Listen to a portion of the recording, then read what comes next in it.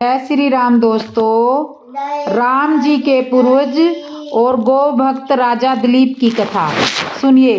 शास्त्रों में राजा को भगवान की विभूति माना गया है। साधारण व्यक्ति से श्रेष्ठ राजा को माना जाता है।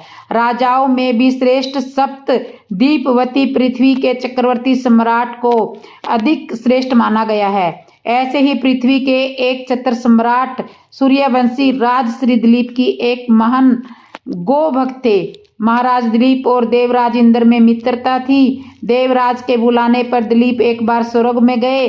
देवासुर संग्राम में देवराज ने महाराज दिलीप से सहायता मांगी। राजा दिलीप ने सहायता करने के लिए हाँ कर दी और देवसुर युद्ध हुआ। युद्ध समाप्त होने पर स्वर्ग से लौटते समय मार्ग में कामधेनु मिली, किंतु दिलीप ने पृथ्वी पर आने की आतुरता के कारण उसे देखा नहीं। कामधेनु को उन्होंने प्रणाम नहीं किया, न ही प्रदक्षिणा की। इस अपमान से रुष्ट होकर कामधेनु ने श्राप दिया, मेरी संतान नंदिनी गाय यदि कृपा न करे तो वह पुत्रहीन रहेगा। महाराजा दिलीप को श्राप का कुछ पता नहीं था, किंतु उन्होंने कोई पुत्र न होने से वे समय महारानी तथा प्रजा के लोग भी चिंतित एवं दुखी रहते थे। पुत्र प्राप्ति की इच्छा से महाराज दिलीप रानी के साथ कुलगुरु महर्षि वशिष्ठ के आश्रम पर पहुंचे। महर्षि सब कुछ समझ गए। महर्षि ने कहा, गौ माता के अपमान के पाप का फल है। सुरभि गो की पुत्री नंदिनी गाय हमारे आश्रम पर विराजती है। महर्षि ने आदेश दिया, कुछ काल आश्रम में रहो और मेरी कामधेनु नंदिनी की सेवा करो। महाराज ने गुरु की आज्ञा स्वीकार कर ली। महारानी सुदक्षिणा प्राप्त काल गौ माता की भली भांति पूजा करती थी। आरती उतारकर नंदिनी को पति के संरक्षण में वन में चरने के लिए विदा करती थी। सम्राट दिन भर छाया की भांति उसका अनुगमन करते, उसके ठहरने पर ठहरते, उसके चलने पर चलते, उसके बैठने पर बैठते और जल पीने पर जल पीते। संध्या काल में जब सम्राट के आगे आगे शुद्ध प्रसूता बालवस्था छोटे दूध मुंह बछड़े वाली नंदिनी आश्रम को लौटती तो महारानी देवी शुद्ध दक्षिणा हाथ में अक्षत पात्र लेकर उसकी प्रदक्षिणा करके उसे प्रणाम करती और अक्षता दिसे पुत्र प्राप्ति रूपे अशिष्ट सिद्धि देने वाली उस नंदिनी का विधिवत पूजन करती। अपने बछड़े को यथेच्छ दूध पान कराने के बाद दूध ली जाने पर नंदिनी की रात्रि में दंपति पुण्य परिचर्या करते और उसके विश्राम पर शयन करते। इस तरह उसकी परिचर्या करते 21 दिन हो गए। एक दिन वन में नंदिनी का अनुराग करते महाराज दिलीप की दृष्टि क्षण भर वन की प्राकृतिक सुंदरता में अटक गई कि तभी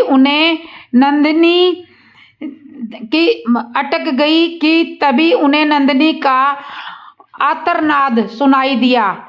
वह एक भयानक सी के पंजों में फंसी झटपटा रही थी। उन्होंने आक्रमण सिंह को मारने के लिए अपने तरकस से तीर निकालना चाहा, किंतु उनका वध जड़वत निरेष्ट होकर वहीं अटक गया। वे चित्रलेखे से खड़े रह गए और भीतर ही भीतर झटपटाने लगे। तभी मनुष्य की वाणी में सिंह बोल उठा, राजन, तुम्हारे शस्त्र संधान का श्रम उसी तरह व्यर्थ है जैसे पक्षी को उखाड़ देने वाला प्रभंजन पर्वत से टकराकर व्यर्थ हो जाता है। मैं भगवान विष के गण निशुंभ का मित्र कुंभोदर हूँ। भगवान शिव ने सिंह वृत्ति देकर मुझे हाथी आदि से इस वन के देवदारुओं की रक्षा का भार सौंपा है।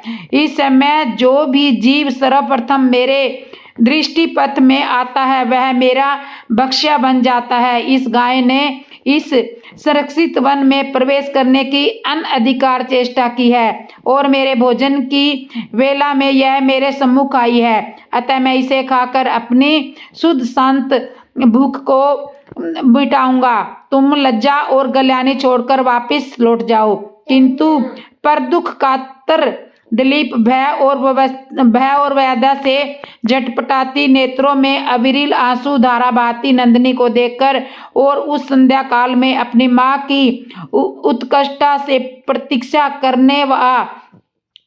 करने वाले उसके दूध मुहे बछड़े का स्मरण कर करुणा विगलित हो उठे। नंदिनी का मातृत्व उन्हें अपने जीवन में कहीं अधिक मूल्यवान जान पड़ता था और उन्होंने सिंह से गर्जना की कि वह उसके शरीर को खाकर अपनी भूख मिटा ले और बाल्यावस्था नंदिनी को छोड़ दे। सिंह ने राजा के इस अद्भुत प्रस्ताव का उपहास करते हुए कहा, राजन, तुम चक्रवर्ती सम्राट हो, गुरु को नंदिनी के बदले करोड़ों दुआएं देकर प्रसन्न कर सकते हो। अभी तुम युवा हो, इस तुझ प्राणी के लिए अपने स्वास्थ्य, सुंदर शरीर और यौवन की अवहेलना कर जान की बाजी लगा रहे हो। लगता है तुम अपना विवेक खो गए हो। यदि प्राणियों पर दया करने का तुम्हारा व्रत ही है तो भी आज यदि इस गाय के बदले मैं तुम्हें खा लूंगा तो तुम्हारे मर जाने पर केवल इसकी ही विपत्तियों से रक्षा हो सकती है, और यदि तुम जीवित रहे तो पिता की भांति संपूर्ण प्रजा की निरंतर विपत्तियों से रक्षा कर सकते हो। इसलिए तुम अपने सुख भोक्ता शरीर की रक्षा करो। सर्वज्ञ प्राप्ति के लिए तप त्याग करके शरीर की कष्ट देना तुम जैसे अमित ऐश्वर्यशालियों के लिए निरर्थक है। सर्वज्ञ, अरे यह तो पृथ्वी पर है जिसे शारीरिक वैभव विलाप के समृद्ध साधन उपलब्ध है, वह समझो कि सर्वज्ञ में ही रह रहा है। सर्वज्ञ का काल्पनिक आकर्षण तो मात्र विघ्नों के लिए ही है, संपन्नों के लिए नहीं है। इस तरह से सिंह ने राजा को भ्रमित करने का प्रयत्न किया। भगवान शंकर के अनुचर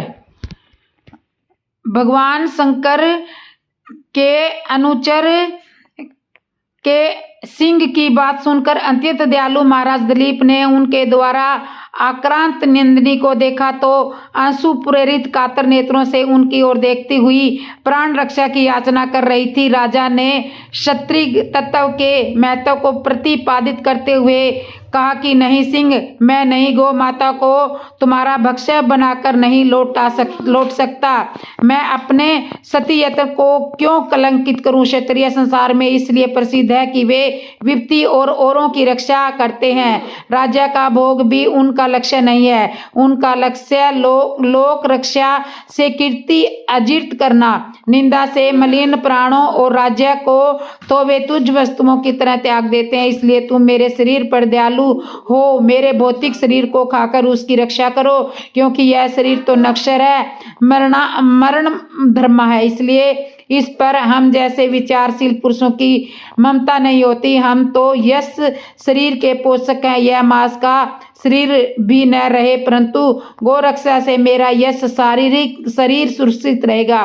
संसार यही कहेगा कि गौ माता की रक्षा के लिए एक सूर्यवंश के राजा ने प्राण की आहुति दे दी।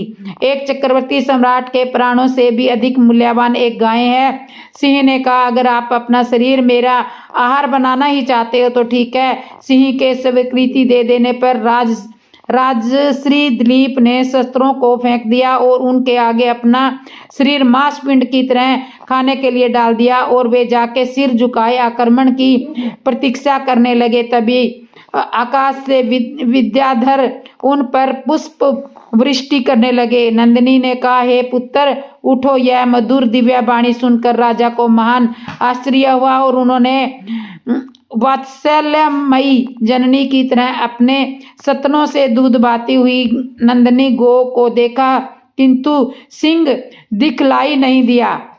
आश्चर्यचकित दिलीप से नंदिनी ने कहा, हे सत्युष, तुम्हारी परीक्षा लेने के लिए ही मैंने माया सब सिंह की सृष्टि की है। महर्षि वशिष्ठ के प्रभाव से यमराज भी मुझ पर प्रहार नहीं कर सकता तो अन्य सिंहनी का क्या शक्ति है। मैं तुम्हारी गुरु भक्ति से और मेरे प्रति परदसित दया भाव से अत्यंत प्रसन्न हूँ। वर मांगो। मुझे दूध देने वाली मामूली गाय मत समझो, अपितु संपूर्ण कामनाएं पूरी करने वाली कामधेनु मानो।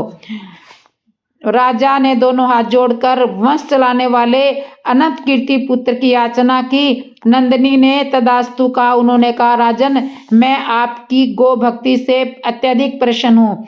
मेरे स्तनों से दूध निकल रहा है। उसे पत्ते के दोने में धोकर पी लेने की आज्ञा गो माता ने दी और कहा, तुम्हें अत्यंत प्रतापी पुत्र की प्राप्ति होगी। राजा ने निवेदन किया, माँ, बछड़े के पीने तथा होम आदि अनुष्ठान के बाद बचे हुई तुम्हारे दूध को मैं पी सकता हूँ। दूध पर पहला अधिकार बछड़े का है और द्वितीय अधिकार गुरुजी का है। राजा के धैर्य ने नंदिनी के हृदय को जीत लिया। वह प्रसन्न मन कामधेनु राजा के आगे आगे आश्रम को लौट आई।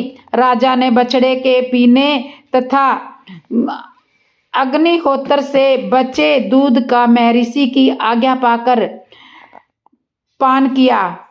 फलतः वे रघु जैसे महान यशस्वी पुत्र से पुत्रवान हुए और इसी वंश में गो भक्ति के प्रताप वे समय भगवान श्री राम ने अवतार ग्रहण किया। महाराज दिलीप की गो भक्ति तथा गो सेवा सभी के लिए एक महानतम आदर्श बन गया। इसलिए आज भी गो भक्तों के परिगणना में महाराज दिलीप का नाम बड़े ही श्रद्धा भाव एवं आदर से सर्वप्रथम लिया जाता है। इस चरित्र से हमें यह बात सिद्ध होती है कि सप्तद्वीपवती पृथ्वी के चक्रवर्ती सम्राट से अधिक श्रेष्ठ गो माता है।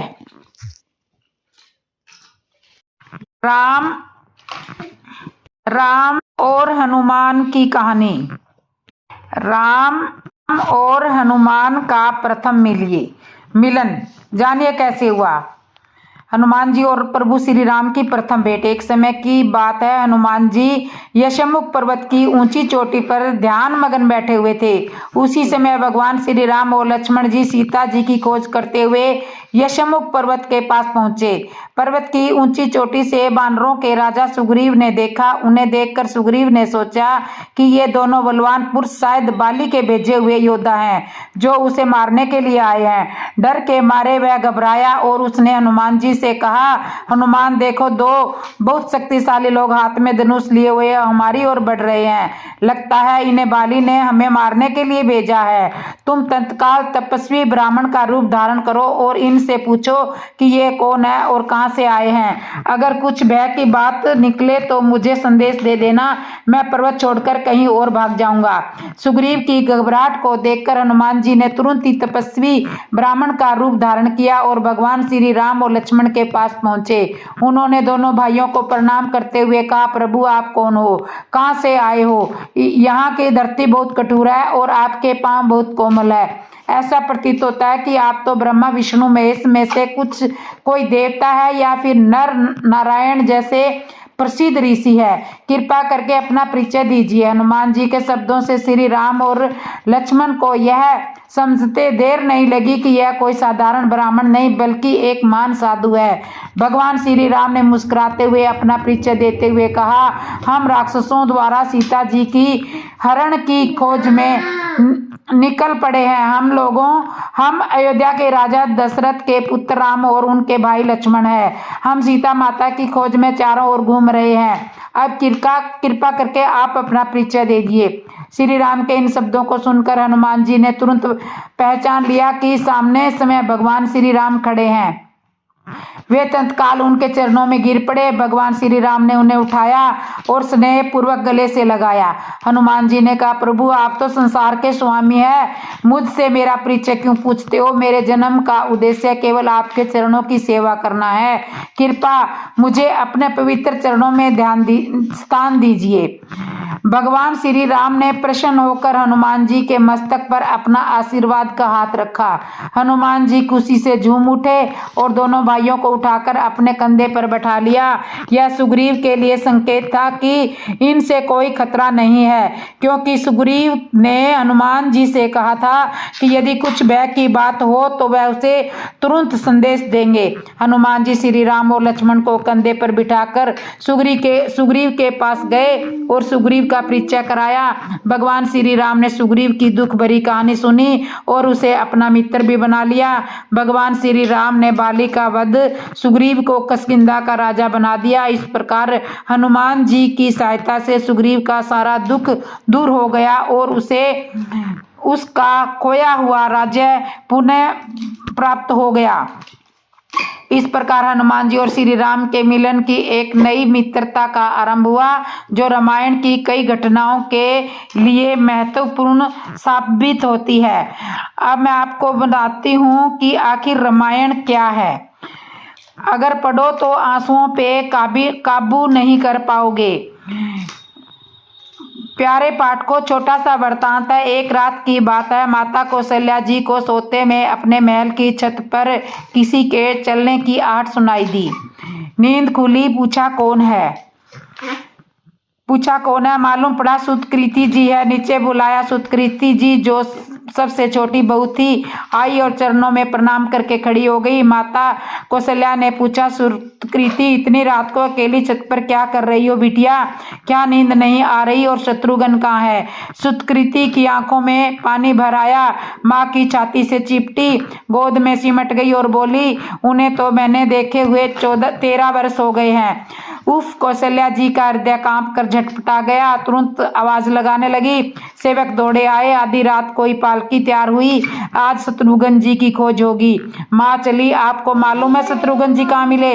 अयोध्या जी के जिस दरवाजे के बाहर भरत जी नंदीग्राम में तपस्वी होकर रहते हैं, उसी दरवाजे के भीतर एक पत्थर की शिला, उसी शिला पर अपनी बाह का तकिया बनाकर लेटे मिले। माँ सिराने बैठ गई। बालों में हाथ फिराया तो शत्रुघ्न जी ने आंखें खोली। माँ उठे, चरणों में गिरे और माँ से बोले, आपने क्यों कष्ट किया? मुझे बुला लिया होता। माँ ने कहा, शत्रुघ्न यहाँ क्यों? शत्रुघ्न जी की रुलाई फूट पड़ी। बोले, माँ, भैया श्री राम पिता की आज्ञा से वन को चले गए। भैया लक्ष्मण जी उनके पीछे चले गए। भैया भरत जी ने भैया जी भी नंदीग्राम में है। तो क्या ये महल के रत्न, राजसी वस्त्र विधाता ने मेरे लिए ही बनाए हैं? माता कौशल्या जी निरंतर देखती रह गई। देखो क्या है ये राम कथा। यह भोग की नहीं, त्याग की कथा है। यहाँ कथा की प्रतियोगिता चल रही है और सभी प्रथम है। कोई पीछे हटने का नाम ही नहीं ले रहा है। चारों भाइयों का प्रेम और त्याग एक दूसरे के प्रति अद्भुत, अभिनय और अलौकिक है। रामायण जीवन जीने की सबसे उत्तम शिक्षा देती है। भगवान राम को 14 वर्ष का वनवास हुआ तो उनकी पत्नी माता सीता ने भी वनवास स्वीकार कर लिया, परंतु बचपन से ही बड़े भाई की सेवा में रहने वाला लक्ष्मण पीछे कैसे राम जी से दूर रह जाते। माता सुमित्रा से तो उन्होंने आज्ञा ले ली थी वन जाने की, परंतु जब पत्नी उर्मिला के कक्ष की ओर बढ़ रहे थे तो मन में सोच रहे थे कि माँ ने तो आज्ञा दे दी, उर्मिला को कैसे समझाऊंगा, क्या कहूँगा। ये सोचकर विचार करके लक्ष्मण जी जैसे ही अपने कक्ष में पहुंचे तो देखा कि उर्मिला जी आरती का थाल लेकर खड़ी थी और बोली, आप मेरी चिंता छोड़कर प्रभु की सेवा में वन में जाओ, मैं आपको नहीं रोकूंगी। मेरे कारण आपकी सेवा में कोई बाधा न आए, इसलिए साथ जाने की जिद भी नहीं करूंगी। लक्ष्मण जी को कहने में संकोच हो रहा था, परंतु उनके कुछ कहने से पहले ही उर्मिला जी ने उन्हें संकोच से बाहर निकाल दिया। वास्तव में यही पत्नी का धर्म है। पति संकोच में पड़े उससे पहले ही पत्नी उनके मन की बात जानकर उसे संकोच से बाहर निकाल दे। लक्ष्मण जी चले गए, परंतु 14 वर्ष तक उर्मिला ने एक तपस्वी की भांति कठोर तप किया। वन में भैया भाभी की सेवा में लक्ष्मण जी कभी सोए नहीं, परंतु उर्मिला ने भी अपने महल के द्वार कभी बंद नहीं किए और सारी रात जागकर उस दीपक की लौ को बुझने नहीं दिया। मेघनाथ से युद्ध करने पर जब लक्ष्मण को शक्ति लग जाती है और हनुमान जी उनके लिए संजीवनी का पाड़ लेकर लौट रहे होते हैं तो बीच में अयोध्या में भरत जी उन्हें राक्षस समझकर बाण चला देते हैं और लक्ष्मण जी गिर जाते हैं। तब हनुमान जी सारा वृत्तांत लक्ष्मण सुनाते हैं। सीता जी को रावण ले गया और लक्ष्मण जी मूर्छित है। यह सुनते ही कौशल्या कहती है कि राम को कहना कि लक्ष्मण के बिना अयोध्या में पैर भी ना रखे और वन में ही रहे। और माता सुमित्रा कहती है कि राम से कहना कोई बात नहीं, अभी शत्रुघ्न है, मैं उसे बेच दूंगी, मेरे दोनों पुत्र राम सेवा के लिए ही तो जन्मे है। माताओं का प्रेम देखकर हनुमान जी की आंखों में आंसुओं की धारा बह रही थी, परंतु जब उन्होंने उर्मिला जी की ओर देखा तो सोचने लगे कि यह क्यों एकदम शांत और प्रसन्न खड़ी है, क्या इन्हें अपने पति के प्राणों की कोई चिंता नहीं है? तो हनुमान जी पूछते हैं, देवी आपकी प्रसन्नता का क्या कारण है? आपके पति के प्राण संकट में है, सूर्य उदित होते ही कुल का दीपक बुझ जाएगा। उर्मिला जी का उत्तर सुनकर तीनों लोगों का कोई भी प्राणी उनकी वंदना किए बिना नहीं रह सकता। वे बोली, मेरा दीपक संकट में नहीं है, वो बुझ ही नहीं सकता। रही सूर्य उदय की बात, तो चाहे आप कुछ दिन अयोध्या में विश्राम कर लीजिए, क्योंकि आपके वहां पहुंचे बिना सूर्य उदित हो ही नहीं सकता। आपने कहा है कि प्रभु श्री राम मेरे पति को अपनी गोद में लेकर बैठे हैं, तो जो योगेश्वर राम की गोदी में लेटा है काल उसे छू भी नहीं सकता। यह तो कुछ लीला कर रहे हैं। मेरे पति जब से वन में गए हैं तब से सोए नहीं हैं, उन्होंने न सोने का प्रण लिया है, इसलिए वे थोड़ी देर विश्राम कर रहे हैं, और जब भगवान की गोद मिल गई तो विश्राम थोड़ा ज्यादा हो गया, वे उठ जाएंगे। और शक्ति मेरे पति को लगी ही नहीं है, शक्ति तो श्री राम जी को लगी है। मेरे पति की हर श्वास में राम है, हर धड़कन में राम है, उनके रोम रोम में राम है, उनके खून की बूंद बूंद में राम है, और जब उनके शरीर और आत्मा में ही राम है तो शक्ति राम को ही लगी है, दर्द राम जी को ही हो रहा है। इसलिए हनुमान जी आप निश्चित होके जाएं और सूर्य उदित नहीं होगा। राम राज्य की नींव जनक की बेटियां ही थी, कभी सीता तो कभी उर्मिला। भगवान राम ने तो केवल राम राज्य का कलश स्थापित किया था, परंतु वास्तव में राम राज्य इन सब के प्रेम, त्याग और समर्पण बलिदान में ही था। वाल्मीकि कृत रामायण और तुलसी रामायण कृत में कई बड़े बड़े अंत हैं। आओ जानते हैं उन अंतरों को। काल का अंतर महर्षि वाल्मीकि जी के समय की रचना प्रभु श्री राम के जीवन काल में की गई थी। राम का काल 5114 ईस्वी पूर्व माना जाता है, जबकि गोस्वामी तुलसीदास ने रामचरितमानस को मध्यकाल अर्थात विकृत संवत 1631 अंग्रेजी सन 1573 में रामचरितमानस का लेखन आरंभ किया था। राम जी को प्रेम क्यों प्रिय है, जानिए। एक बार बैर श्री राम जी से नाराज हो गई और भगवान के पास गया। भगवान बोले, भाई आपकी नाराजगी का कारण तो बताओ। इस पर बैर बोला, प्रभु सभी की उन्नति आपसे हुई है और आप तो सभी से समान प्रेम करते हैं, फिर ऐसा कहा गया है कि राम ही केवल प्रेम प्यारा, इसका अर्थ तो प्रभु ये हुआ कि आपको प्रेम प्यारा है, मैं नहीं। भगवान हंसने लगे और बोले, अच्छा ठीक है, पर सब तो भक्तों ने यह बात लिखी ही पर अब तो भक्तों ने यह बात लिख ही दी, इसलिए तुम्हारे और प्रेम के दोनों के पुत्रों को मैं समान रूप से स्वीकार करता हूँ। प्रेम का पुत्र भाव और बैर का पुत्र कुभाव था। इसलिए तुलसीदास जी ने लिखा है कि अच्छे भाव से, बुरे भाव से, क्रोध से या आलस्य से किसी तरह से भी नाम जपने से दसों दिशाओं में कल्याण होता है। उसी राम नाम का स्मरण करके और श्री रघुनाथ जी को मस्तक नवाकर मैं राम जी के गुणों का वर्णन करता हूँ। इसलिए यहाँ दोनों शब्द आए, भाव और कुभाव। चाहे जैसे भी भजो, भक्त प्रेम में भजते हैं तो मन में भाव का जन्म हो जाता है और भगवान तक पहुँच जाता है, और बैर रख कर भजते हैं तो मन में कुभाव का जन्म हो जाता है। रावण, कंस, शिशुपाल, पूतना, हिरण्यकशिपु और भी दिव्य सभी ने ऐसा ही किया। भगवान से बैर रखा और मन में कुभाव रखा, सभी को मुक्ति मिली, भगवान मिल गए। यहाँ कोई कहे कि फिर दोनों में अंतर क्या है? अंतर है भोजन आदि मन में रुचि लेकर खाया जाए या बेमन से खाया जाए, पेट तो दोनों ही अवस्था में भरेगा, परंतु यदि मन में रुचि लेकर प्रेम से खाया जाए तो खाने का स्वाद पता चलता रहता है और बेमन से खाने पर स्वाद का पता नहीं चलता। यहाँ पर एक बात और विचारणीय है, भाव को कुभाव का भाव हो, कुभाव हो पर अभाव न हो। अभाव हो गया तो बात कभी नहीं बनेगी। इसलिए इतने सारे शब्द स्वामी जी ने लिखे। भाव, कुभाव, क्रोध, आलस्य पर अभाव शब्द नहीं लिखा, क्योंकि अभाव में भजन छूट जाता है। भाव है तो भी भजन चल रहा है, कुभाव है तो भी भजन चल रहा है। कंस रावण ने पानी पी पी कर कोसा, क्रोध में है तो भी नाम तो निकला, आलस्य में भी नाम को मुख से निकाला, परंतु अभाव होने पर भजन कैसे होगा। ज्ञानी, योगी, भक्त तीनों को भगवान मिल जाते हैं, परंतु तीनों के मिलने में अंतर है।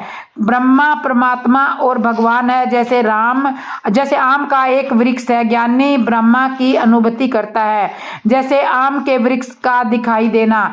योगी को परमात्मा की अनुभूति अर्थात आम तोड़कर हाथ में लेने जैसा। इन दोनों में स्वरूप दर्शन नहीं है और भक्त को स्वरूप के दर्शन भी होते हैं। भगवान की अनुभूति ऐसी ही है जैसे आम खाने को मिल गया हो। तो इस तरह से राम जी को प्रेम पसंद है। राम जी के पुण्य और भरत जी के पाप। जानिए कथा। एक बार श्री राम जी भाइयों सहित हनुमान जी को साथ में लेकर सुंदर बगीचा देखने गए। सभी भाई वहां राम जी से कुछ पूछना चाहते हैं, किंतु पूछने में संकुचा रहे हैं। सभी हनुमान जी की ओर देखने लगे। हनुमान जी तीनों भाइयों के मन की दशा को जान गए। हनुमान जी ने प्रभु श्री राम जी से कहा, प्रभु भरत जी आपसे कुछ पूछना चाह रहे हैं, किंतु मन में कुछ संकोच कर रहे हैं। श्री राम जी ने कहा, हनुमान तुम तो मेरा स्वभाव जानते हो, भरत में और मेरे में कोई अंतर है ही नहीं, हम दोनों एक ही हैं। और फिर प्रश्न उत्तर तो दो में होता है, जब हमारे में समानता है तो फिर प्रश्न किस बात का। ऐसा कहते हुए श्री राम ने भरत जी से कहा, अब पूछो भरत क्या पूछना चाहते हो। भरत ने तुरंत अपने बयान बदल दिए, कहा मुझे कुछ नहीं पूछना, आपकी कृपा से मेरे सब संशय समाप्त हो गए। शोक और मोह तो बिल्कुल है ही नहीं, सपने में भी नहीं है। क्या कारण रहा कि भरत जी ने अपनी बात बदल दी। अभी तक तो भरत जी अपने आप को पापी और कुटिल मानते आए थे। भगवान तक ने उन्हें समझाया था कि भरत तुम अपने आप को पापी क्यों मानते हो, कुटिल क्यों मानते हो। भगवान ने भरत जी से पूछा भी था कि भरत तुम्हारे पाप का फल क्या है। भरत जी ने कहा, प्रभु मेरे पापों का फल आपका वनवास है, मेरे पाप के कारण ही आपको वनवास हुआ, यही मेरे पाप का फल है। श्री राम जी ने कहा, मुझे वनवास हुआ, वहाँ मुझे संतों का सत्संग प्राप्त हुआ, मैंने संतों के दर्शन किए और संतों के दर्शन तो पुण्य से मिलते हैं। और जब मैंने वहाँ संतों से पूछा कि आपके दर्शन का सौभाग्य मुझे किस प्रकार से मिला, तब संतों ने मेरे पुण्यों का प्रभाव बताया। भरत यह बताओ, तुम ऐसा मानते हो कि तुम्हारे पाप के कारण मैं बन गया और मैं ऐसा मानता हूँ कि मेरे पुण्य के कारण मैं बन गया। अब कारण जो भी रहा हो, दोनों का फल तो एक ही मिला ना। संतों का दर्शन सौभाग्य तो मुझे मिला, अब वह चाहे तुम्हारे पाप से मिला हो वह पुण्य से मिला हो। जो काम मेरे पुण्य ने किया वही काम तुम्हारे पाप ने किया। तुम्हारे पाप और मेरे पुण्य दोनों ने समान कार्य किया। जब हमारे पाप इतने प्रबल है कि जो मेरे पुण्य की बराबरी करते हैं, तो भरत यह बताओ तुम्हारे पुण्य कितने प्रबल होंगे। इसलिए मैं कहता हूँ कि तुम्हारे समान तीनों लोकों में कोई पुण्य आत्मा नहीं है। यह सुनकर भरत जी की आंखों में प्रेम के आंसू बहने लगे। जब भगवान ने भरत जी से कहा कि भरत पूछो क्या पूछना चाहते हो, तब भरत जी जान चुके थे कि भगवान ने मुझे अपने समान माना है। अब यदि मैं कहूँगा कि मैं पापी कुटिल हूँ तो यह आरोप तो अब भगवान पर ही लगेगा। अब यदि मैं अपने दोष बताऊंगा तो एक तरह से यह दोष भगवान पर ही लागू हो जाएंगे, क्योंकि दोनों समान है। इसलिए भरत जी ने तुरंत कह दिया कि नहीं प्रभु, अब मुझे कुछ संशय नहीं है, आपकी कृपा से यह संशय समाप्त हो गई है, सब संशय समाप्त हो गए हैं। मेरे मन में शोक और मोह तो बिल्कुल है ही नहीं, सपने में भी नहीं है। भगवान कहते हैं अपनी भक्ति में सुदृढ़ निष्ठा होना चाहिए, अपनी भक्ति के प्रति सुदृढ़ होना चाहिए, किंतु दूसरों के विचारों का खंडन भी ना करें, क्योंकि रास्ते सभी सही हैं। सभी रास्ते भगवान तक ले जाने का मार्ग है। अंतर केवल इतना ही है कि मार्ग अलग अलग है। केवल मैं सही हूँ, मेरा मार्ग सही है, दूसरे जिस मार्ग से चल रहे हैं वह ठीक नहीं है, ऐसा हठ नहीं करना चाहिए। जैसे कि तुलसीदास जी ने लिखा है कि राम राम कहो। अब राम राम अच्छे मन से कहो या बुरे मन से कहो, प्रेम से कहो या आलस में कहो, इसका शुभ फल हमें आवश्यक मिलेगा। मेरा हमारा दृढ़ निश्चय ऐसा होना चाहिए। राम राम जपना हमारे लिए यह मार्ग हो गया, जबकि नाम हृदय रखा भया पाप का नाश, ऐसा हमारा निश्चय होना चाहिए। अब संकट यहाँ से आरंभ होता है। जब हम राम नाम जपते हैं और जब हमें कोई यह कहे कि इस तरह राम नाम जपने से क्या होगा, यह सुमरन करने का तुम्हारा कौन सा तरीका है? जिस तरह तुम राम नाम कह रहे हो, क्या इसमें कल्याण होगा? शक्कर शक्कर कहने से क्या मुंह मीठा होता है? मुंह तो मीठा तभी होगा जब शक्कर खाई जाएगी। मुंह में राम राम कह रहे हो, हाथ में माला रखी है, जुबान में राम राम जप रहे हो और तुम्हारा मन चारों ओर घूम रहा है, यह कौन सा सुमरन हुआ? यह तो सुमरन करने का कोई तरीका नहीं है। माला तो कर में फिरे, जीभ फिरे मुख माही, मनवा तो चहूँ दिसी फिरे, यह तो सुमरन नहीं। यह बातें कबीरदास ने कही है। कबीरदास जी की बातें उनके विचारों के अनुसार ठीक हो सकती है। कबीरदास जी अपने विचारों के अनुसार बात कह रहे हैं और तुलसीदास जी अपने भाव के अनुसार बात कर रहे हैं। बातें दोनों की सही है, भाव भी और विचार भी, दोनों मार्ग भगवान तक जाने के मार्ग है। इसमें बुराई कुछ नहीं है। किसी ने हमारा साधन प्रक्रिया का खंडन किया और हमने उनकी बात मान ली, हम डिग गए, माला भी नीचे रख दी और राम राम कहना भी छोड़ दिया। हमें लगा शायद यह व्यक्ति ठीक कर रहा है, भजन करने का तरीका कोई और है, हम जो कर रहे हैं वह ठीक नहीं है। हमें भजन करने की विधि किसी से जाकर सीखनी पड़ेगी, बस यही से हमारी भक्ति बंधित हो जाती है। और जो कर रहे थे उसे भी छोड़ दिया, पहले वाला छोड़ दिया और दूसरा साधना हमें मिला नहीं है। संत कहते हैं यह जितने भी तर्क करने वाले हमारे जीवन में आते हैं, हमारी भक्ति की परीक्षा लेने के लिए आते हैं। जबकि होना वह चाहिए कि हमारे गुरुदेव ने भक्ति का जो मार्ग बताया है, जो साधन बताया है, उस पर दृढ़ रहें, उसमें डिग रहें। ऐसा नहीं कि केवल वह तर्क करने वाले हम साधारण मनुष्यों के जीवन में ही आते हैं। भक्ति की निष्ठा की प्रतीक्षा तो बड़ों की हुई है। माता पार्वती की भक्ति की परीक्षा हुई थी। सप्तऋषियों ने कितना प्रलोभन दिया माता पार्वती को, पार्वती जी को भक्ति से डिगमगाने के कितने यत्न किए। पार्वती जी के गुरु नारद जी के संबंध में कितना भला बुरा कहा। सप्तऋषियों ने यहाँ तक कह दिया कि तुम उस गुरु की बातों में आ गई जिसने आज तक किसी का घर नहीं बसने दिया। किंतु माता पार्वती की भक्ति दृढ़ थी, अडिग रही अपने गुरुदेव के वचनों पर। गोस्वामी तुलसीदास जी महाराज ने रामचरितमानस में यह उदाहरण हम साधारण मानवों के लिए दिए हैं। इनकी उदाहरणा से प्रेरणा लेकर अपने गुरु के वचनों पर अडिग रहे, जिस तरह पार्वती जी रही। जो साधन आपने गुरु ने बताया है वह यथार्थ है।